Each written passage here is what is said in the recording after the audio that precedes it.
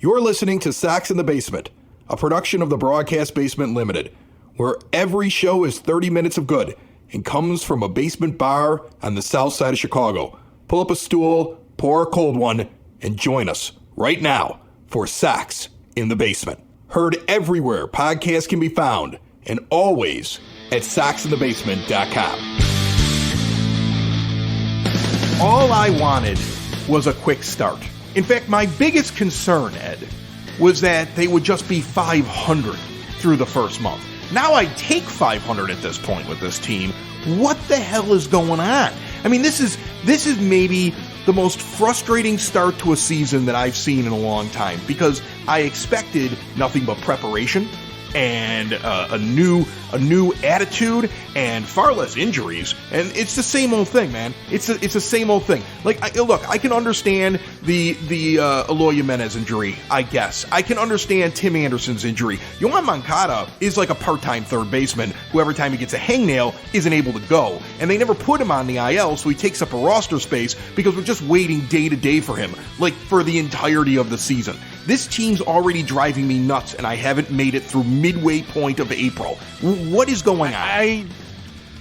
I don't know, and I don't know how to answer that question. You know, I don't know how to sit there and reconcile what's going on with this team, because it does feel so familiar, even though you've changed your staff. Even though it's not Tony sleepwalking, we can't make that excuse. You're right. You look at something like that and you go, well, is this just how Yoan Moncada is going to be? Is he just a guy that's going to sit there and say, I'm not bad, but I'm not good enough to go, and then force the team to have to make a decision? Is Eloy just made out of spun sugar? You know, and Tim Anderson's injury, that's just bad luck, right? Something like that happens. But what kills me is you have this team that does seem to be more into the game, okay? You have closer games. You have more tightly contested games for the White Sox, but their talent still isn't shining through. They're still not taking advantage of these other teams. And I'm sorry, Sonny Gray is off to a good start, but Sonny Gray does not deserve to basically shut out the White Sox while he's on the mound. This episode of Sox in the Basement brought to you proudly, of course, by Cork and Carry at the Park. 33rd and Princeton, shadow of the ballpark, award-winning menu of burgers and ballpark favorites, incredible bar, great pregame, great postgame. Bring the kids in there before the game, bring the whole family, and make it part of your tradition when you get down to the ballpark. Quicker games, and, not too thrilled when I go there right now. Cork and Carry makes it all better, all right? I think we're still going to have a solid season and an awful lot of fun out at Cork and Carry at the Park all year long. But something's got to turn around here. And what I feel like I'm watching is I'm watching a team that has a couple of stars and then a bunch of garbage. Like Luis Robert Jr. is a star. He's literally trying to will his team to victory almost every night that he's out there. He has 5 home runs on the season. Yoan Moncada's got 2. Who knows what he would have if he played more than half the games. And then everybody else is like 1 or none. Like, where's Andrew Vaughn's power? We are missing power, and you can't sit there and tell me that we're waiting for the weather to warm up, because everybody else is hitting the ball out of the ballpark on every other team except for this team. So that's a big problem. And then you got Dylan Cease, and he's a star pitcher, and then you got a bunch of other guys that at least I'm seeing life from over the last couple of days. I found it funny that we were, like, hammering the idea of we need quality starts, and we finally saw some. Unfortunately, we stopped hitting when that happened. And if you look around the diamond right now, what this team is, you have a Yasmani Grandal who was a little hot at the beginning, already kind of slowing down. Andrew Vaughn's not producing anywhere near where he needs to be at the plate. He's bobbling balls over at first base. Elvis Andrus is no longer your second baseman. For next month, he's your shortstop. So now second base is Lenin Sosa or Hanser Alberto or Romy Gonzalez or whatever they decide to do. Jake Berger is splitting time, essentially, at third base, and then you decide you need to send in a defensive replacement for him who can't play defense either. So that's a mess over at third base. Eloy Jimenez, we're waiting for him to get back in one spot in the order. We got Andrew Benintendi. We got Luis Robert, the shining star in the middle of center field. And then for some reason, I'm still seeing Gavin Sheets playing right. That's ridiculous to me. When I say that out loud, does that inspire you that this team is going far this year? Something needs to happen here. Yeah, of course, we need Jimenez back in the lineup. Of course, we need less injuries. But my blame right now is on the front office. because you constructed this roster and you're still marching guys out there with basically the mantra of as long as we can stay healthy, we'll be fine. Well, this isn't a team that stays healthy. And so there should have been more done in the offseason. There should never have been a problem finding another outfielder if you didn't want to start Oscar Colas in right field that was still better than Gavin Sheets.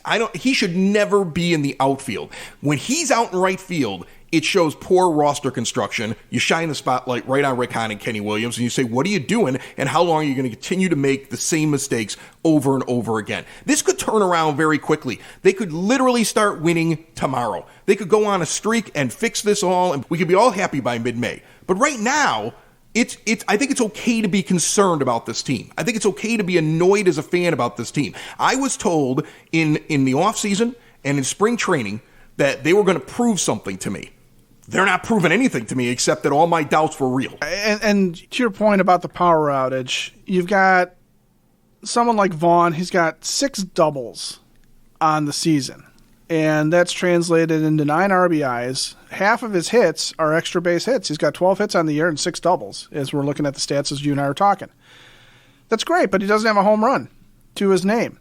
Luis Robert Jr., 4 doubles, 5 home runs. TA had 5 doubles, no homers, but that's okay. I don't expect him to hit a ton. Benintendi, 13 hits, all but 2 of them have been singles. So that's not getting it done, right? And his batting average is okay. He's getting on base okay. I'm not worried about Andrew Benintendi, but it's so far not getting it done.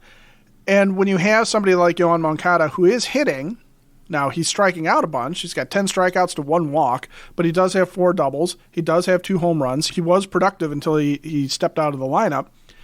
You're replacing him with guys like Jake Berger, and Berger came up and hit a home run, but he's been given limited at-bats, and we know Jake Berger's not good at third. You're replacing him with Romy Gonzalez, who's hitting 158. Romy Gonzalez has never really hit in the major leagues. He had a nice little run at one point last year, but by and large, Romy has not been an offensive threat. So what are you doing? You're running out guys like Elvis Andrus, who's hitting 146. You're running guys like Gavin Sheets out of position again, which is something that you weren't planning on doing. That was the Andrew Benintendi signing, was to keep Gavin Sheets from being an outfielder. And Sheets himself is hitting 280 but has no extra base hits. And he did this to start last year too, where he was hitting, but he was hitting singles. And Gavin Sheets to me is useless if he's hitting singles and not hitting home runs, and if you're trying to rely on him as a defensive outfielder when he's not really that. There's a lot of things that at best you hope it's just Pedro looking at it going, this is what I can kind of get out of this guy early on. And there's some things that are done out of necessity because of the injuries, but by and large, what we're seeing is the things that we've already talked about over and over again with this team.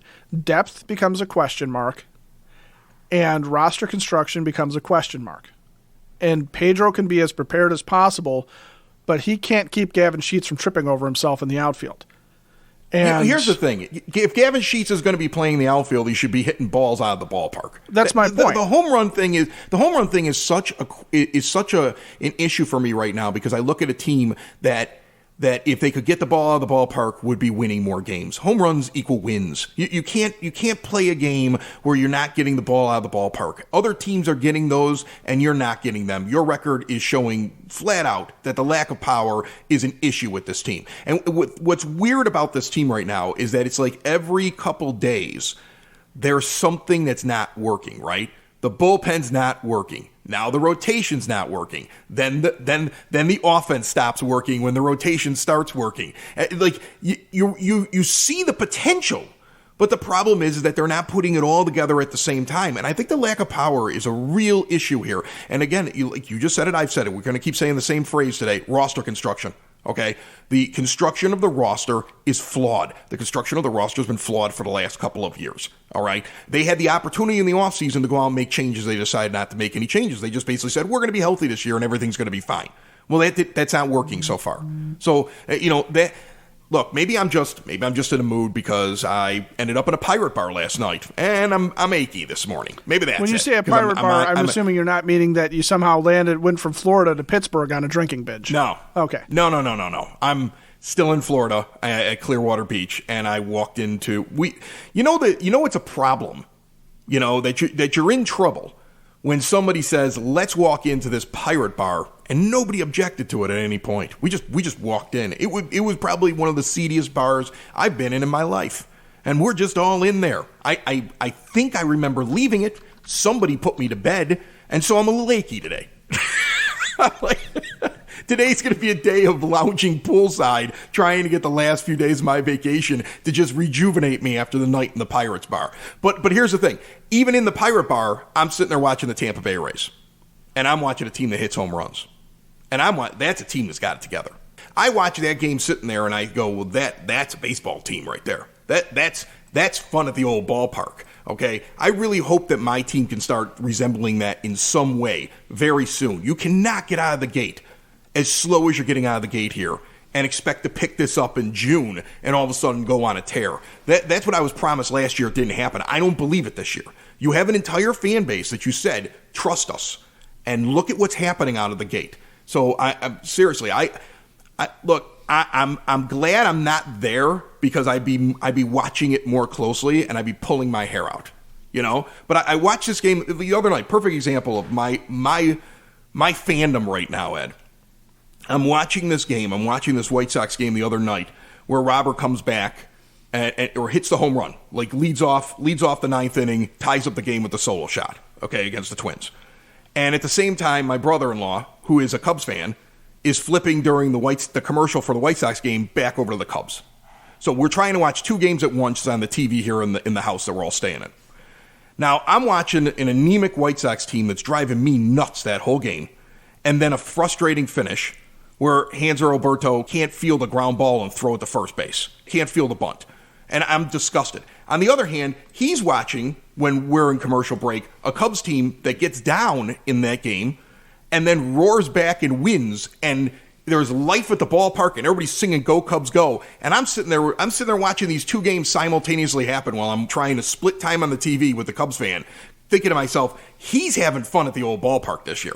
They don't have the same expectations heaped upon them, but that's a team that something went wrong and they fought back and they won. It was a very different feeling watching their game compared to my game. I want my game to be like that. That's the problem the White Sox have right now. This window into Chris's fandom of the White Sox, such as it is while he's on vacation, is brought to you by Window and Door Superstore of Oak Forest. If you need to see better through your windows and doors, patio doors, storm doors, whatever you need, visit them because they have no high-pressure sales. Not in your kitchen, trying to sell you on something. You're in their showroom with full examples. You get to walk around, see everything, see the glass designs on display. You don't have to try and pick this out of a book. See it in person. The owners are in showroom and at site. They don't farm out the work. You deal with the people who are going to take care of you from front to back. 40 years in Oak Forest since 1985. All major brands, custom made, no stock items. Everything's a perfect fit. Go and check them out. 1/2 block east of 159th and Ridgeland at 6280 159th Street. Or visit them online at windowdooroakforest.com. Hell of a segue, Ed. Hell of a segue. Why don't we get to our guest? That's a hell of a segue. Well, I was gonna say at least there's one bit of frustration that we don't have, which is we're not staring up at the Tampa Bay Rays undefeated, trying to figure out how to climb back into the division, even if you're off to a decent start for yourself. So coming up with the weekend series for the White Sox is a visit with the Baltimore Orioles, a team that White Sox fans are probably somewhat familiar with, but is also a team that is changing and adding new faces as they are in the process of bringing up their superstar prospects from their rebuild. So joining us today is Nathan Ruiz from the Baltimore Sun, the Orioles beat reporter. And Nathan, what can White Sox fans expect from the Orioles from this weekend?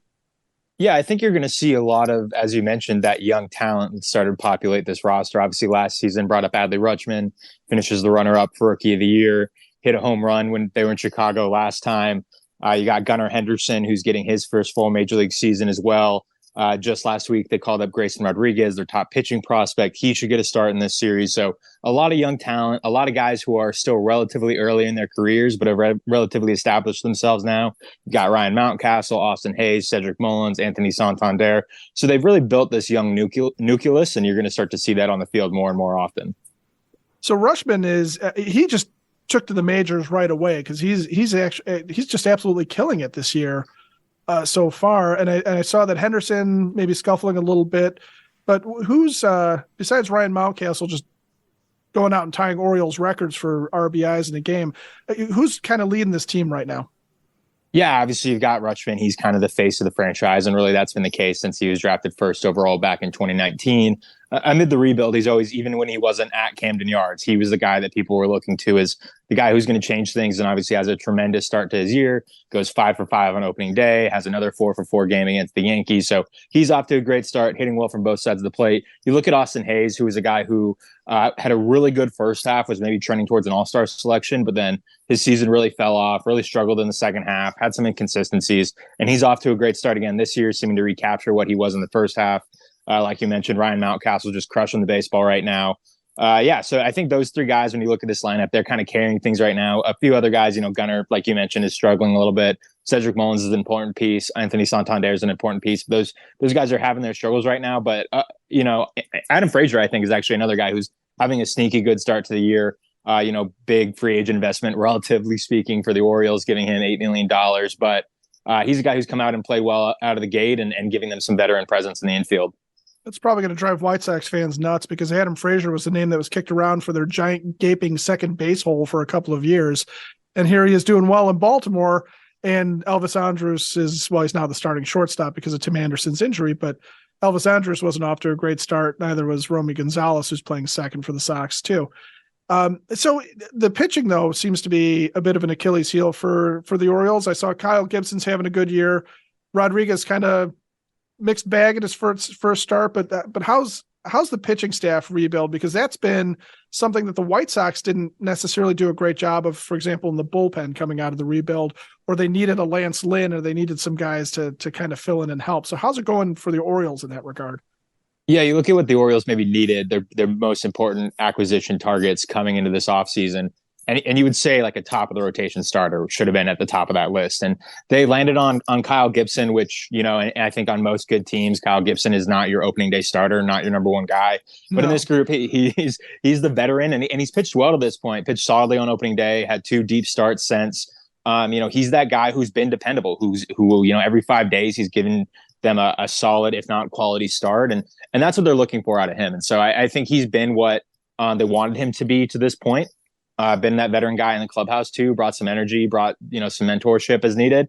But they have some question marks elsewhere. They traded a top 15 prospect in the organization in Darrell Hernandez to get Cole Irvin and another pitching prospect from Oakland.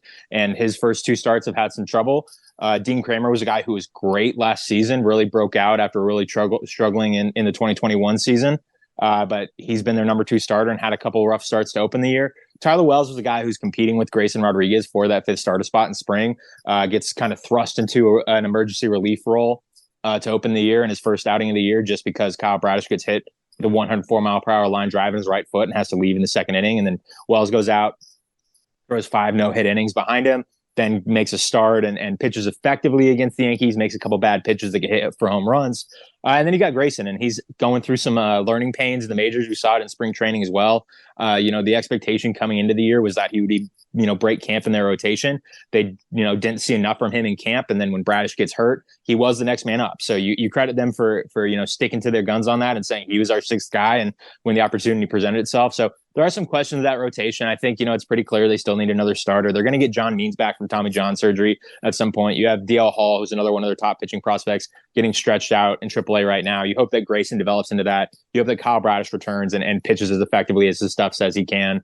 But they also have the potential to make a move. They have as much farm system depth, if not the most farm system depth in all of baseball. So the opportunity's there. If there's someone they want, if there's someone they're targeting, come, July, August, there's definitely a move to be made there. As far as the bullpen, it's a bunch of guys who had, really unexpected breakouts last season. You look at Brian Baker and Cielo Perez were guys that got on waivers. Felix Bautista had a, 10-year minor league career before breaking out and being one of the most dominant, relief pitchers in baseball. But they have 2 key guys in Dylan Tate and Michael Givens, who opened the year on the injured list. So that's hurting them a little bit. They don't have as much depth. The bridge to Felix Bautista is not as strong as it could be. Obviously, in time, you hope that those 2 guys come back and really solidify this group. They like what they're getting out of Logan Gillespie and Mike Baumann, who are 2 younger guys earlier in their career right now. But this team's not at full strength yet by any means, especially on the pitching side. All guests on Sox in the Basement are brought to you by the Village of Lamont. Want to experience a downtown with real history, great eats and drinks, and green spaces filled with adventures? Well, visit the Village of Lamont. Shop, dine, drink, explore. Visit LamontDowntown.com. We'll give you the latest information on what's available and what's going on. So one of the things that were going on the south side of Chicago after the retool, I hesitate to call it a rebuild because I don't think Rick Hahn rebuilt anything, but there's been this question of as young guys, as the young nucleus and core has come up and come together, of whether or not you will fill in with high priced or, top end free agents. Like you said, Kyle Gibson's not really the guy that you would expect to be an ace of a staff that's brought in. Are the Orioles the type of franchise that are going to turn around and go after those top echelon free agents or make a trade for a guy who might have a good salary hit on him to try and put the team over the top?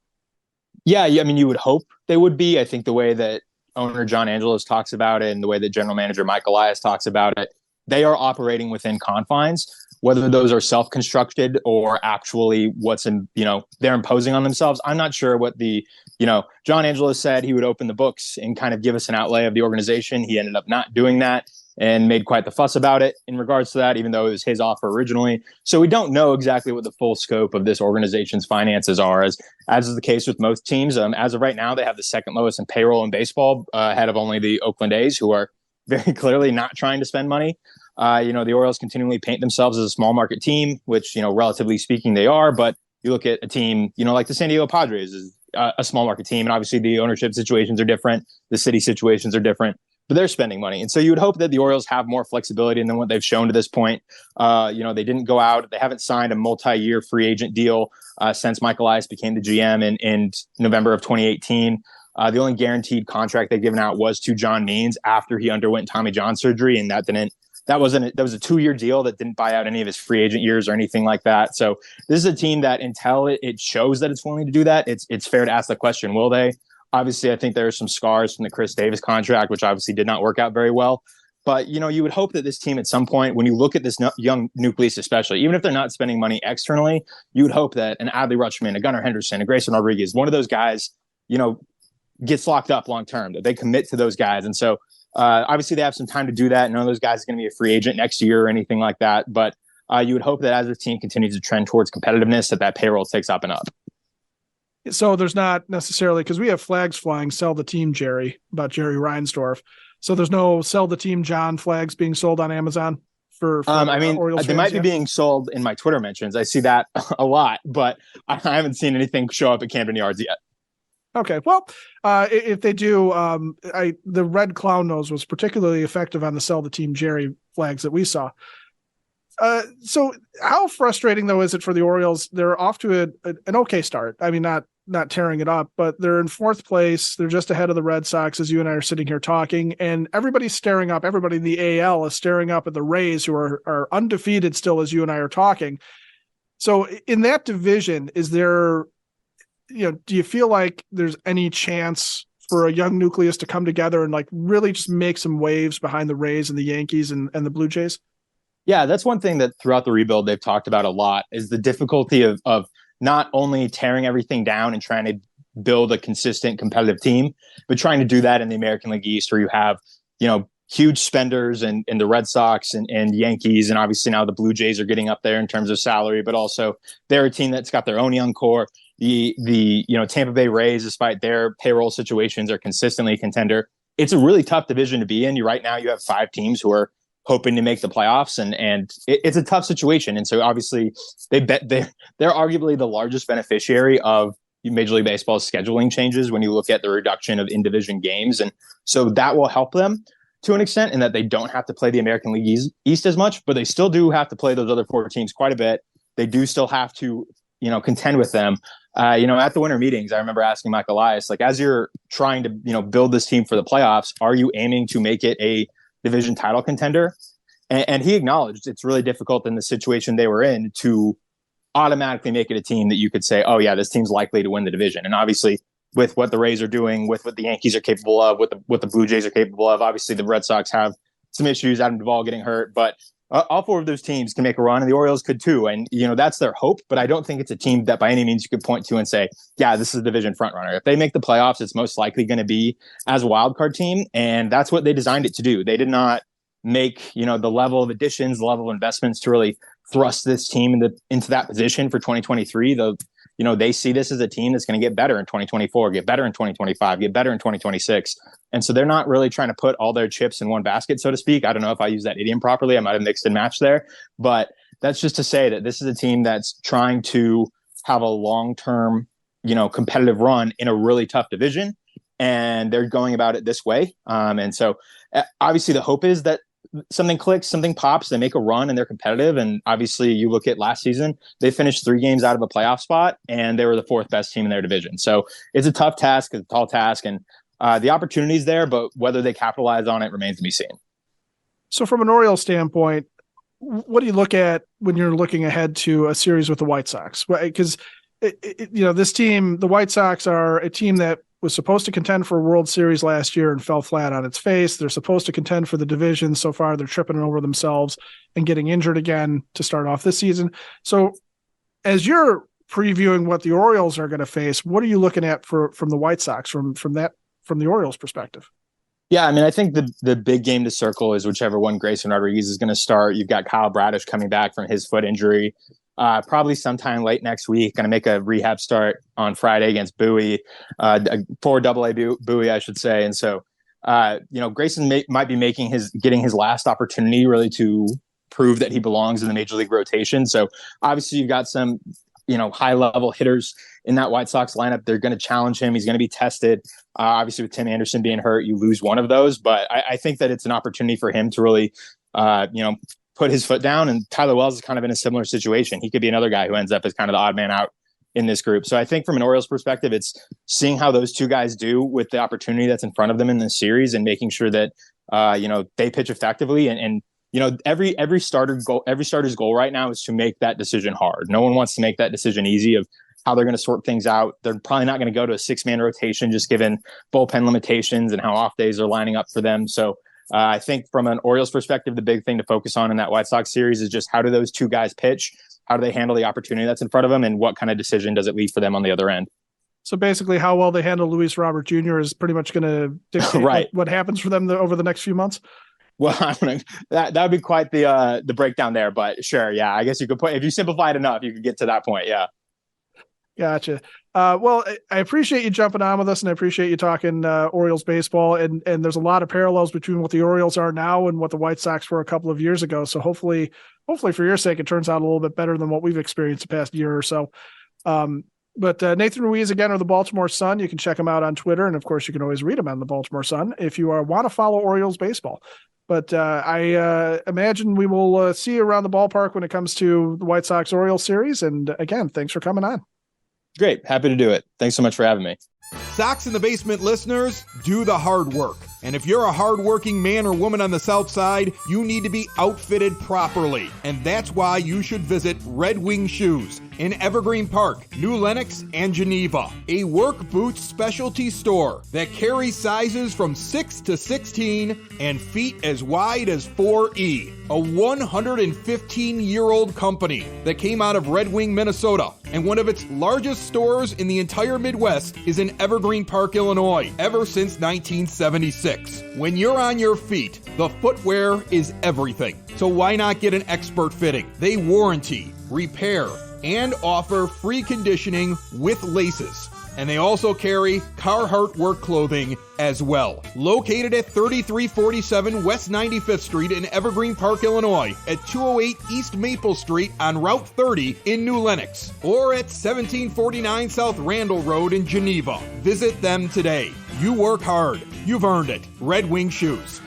So I thought it was interesting there that as Nathan Ruiz is talking about what happens next for this Orioles rebuild, as they're bringing up their superstars, their versions of Luis Robert Jr. and Dylan Cease, and their core players, that there's questions out in Baltimore about whether or not the money is going to be spent there to try and augment it and turn what has been a very lengthy rebuild into something that they can at least try and compete with the Rays and the Yankees out there. Well, I think there's more bad owners in baseball than there are good ones. I always kind of laugh. We had last week, since I'm on vacation still, we had Craig Toth from Bucks in the Basement, and to listen to him talk about Bob Nutting when I help him out with his show out there. the league is filled with terrible owners. We're not the only ones with a terrible owner. The league is filled with them. So, I'm not surprised to hear that. And luckily, we're not in the East, because I would just give up. At this point, I would just. Oh, and now, I don't know how. I don't know if you're in Boston. I don't know how you're looking at the start of this, going, yeah, we got a chance to claw our way back into this one. All we need is Dahlbeck to start hitting again. Yeah.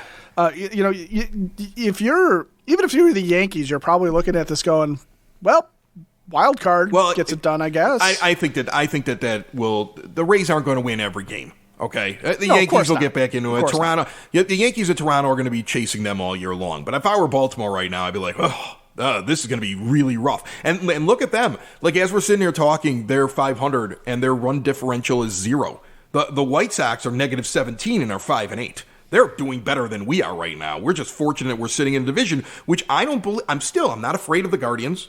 I'm not afraid of the Twins. I'm afraid of us. If the Sox don't win the division, it's on the White Sox. It's not because somebody else was, had more tools than what we had. It's because the Sox can't stay healthy. It's because the roster's not constructed right. It's because they're making poor decisions on who they're bringing up and who they're DFAing and how they're moving their pieces around. It'll be on the front office and it'll be on the team. This is theirs for the taking, and they still have the opportunity to do it because we're only 13 games into the season.